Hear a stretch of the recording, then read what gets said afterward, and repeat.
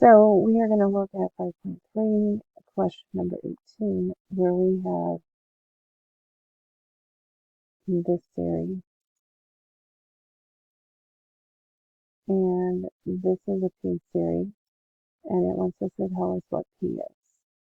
So in order to tell us to find what P is, we have to remember that we're looking at this as the P series. And if P is greater than 1, then the series converges. And if P is less than or equal to 1, then the series diverges. So we need to rewrite our series to look like this so that we can pick out P.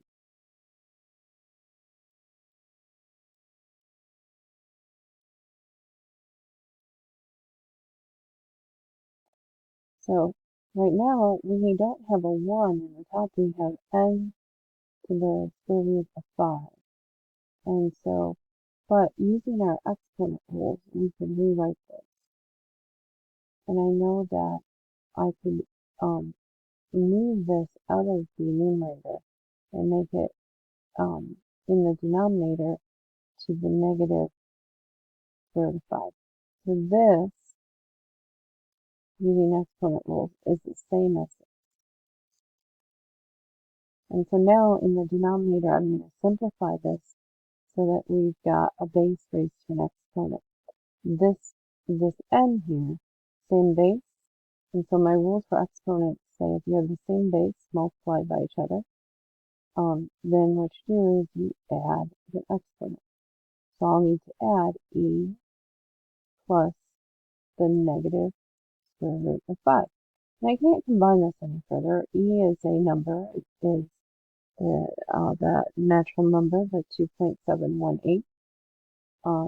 So what I can do is rewrite the exponent as 1 over n to the e minus the square root of 5. And now I've combined this and I've made it look like this. So my p now is going to be the exponent on n, which is e to the negative 5.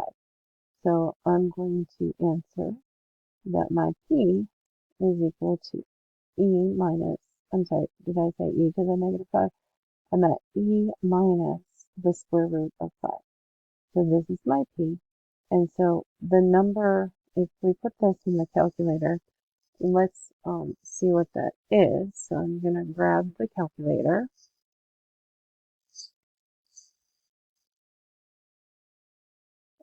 And my calculator can give me a approximation, decimal approximation. So I have E. E is found if you hit second and then the division sign on the CI 84 minus the square root of 5. And then I get the decimal approximation is 0.482. So this P is approximately 0.482. And that value is less than or equal to 1.